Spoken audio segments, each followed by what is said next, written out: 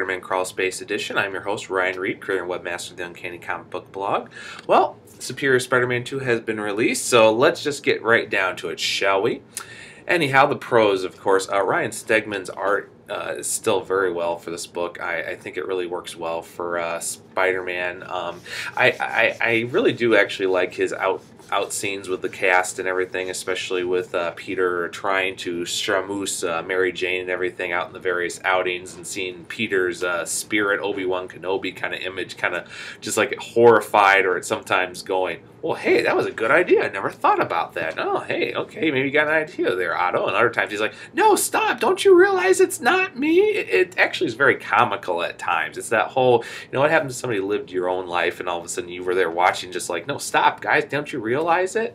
And it's very comical, and I'll give Dan Slott some props for that. I also like the new Vulture and mini Vulturins, I should say, that the Vulture uses in this story here. It's got me really interested. The Vulture has always been a very cool character to me for Spider-Man, since back when he was the old guy, and then even back when he got youth regenerated and everything, and I'll get into that in just a little bit later.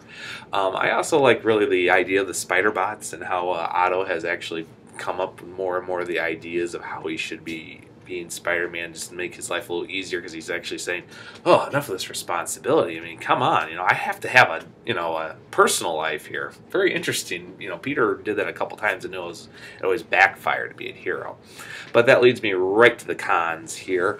I have to say here, I'm kind of a little tired of it. The cast really just has not figured out that something is really just not right with Peter, and not to mention not right with Spider-Man. I mean, I think it is funny when he says everybody's going cuckoo bananas around here, thinking about how nobody's realizing that he's not who he says he is and what he's doing. And I think it's also not making Mary Jane very well, because she should have of all people known that Peter's not right. Not Carly Cooper going, you know what? That message back in issue 700, I think it's right. I think Dr. Octopus is Spider-Man and Spider-Man with Dr. Octopus. I better investigate. Speaking of that, between Carly and Mary Jane, I get she's injured and everything, but really, two ex-girlfriends of Spider-Man living together and talking about days that gone by, and you kind of want to go, wait, what? This? I know it's a comic book, but that seems really out of place. And speaking of out of place, I mean, I don't get it. When is Otto supposed to be finding some redemption? He's doing some cool things as Spider-Man, but where's the redemption part? I'm just not seeing it. So I'm going to give the book a 3 out of 5 webs here and everything else. I think what's really saving it, besides the artwork and the fact that, it is the, ear being turned over on Spider-Man, that, Dan Slott is saying, like, oh, no, it's true. Peter knows everything's cuckoo and crazy, but nobody else is realizing it. But it's kind of insulting a little bit of the intelligence of the reader, saying, oh, come on, folks. Someone's got to figure this out by now, or at least have a better clue of it. But we'll see where the story goes there. Now, on the Vulture, I have to say I actually like what they've done, what Dan Slott's done with the Vulture ever since Spider Island ended, using the idea of a wake and the setup of having minions underneath him, since he is, an older person. The truth is, back in the early 90s, when they had Adrian Toomes get the Rejuvenator, which made himself young, and that's how he went until about the late 90s before, he was re-aged.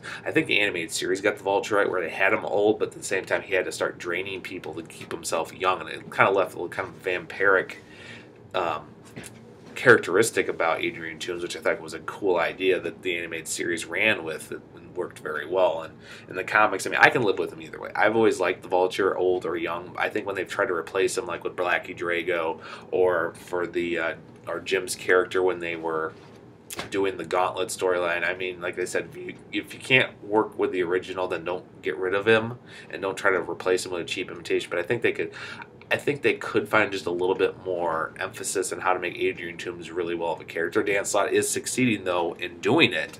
So I'm going to see where the storyline goes and everything else, because I do like the Vulture. So we'll leave it at that. So on that note, everybody, I will see you in a couple weeks. I hope everybody has a wonderful time, and I will catch you later.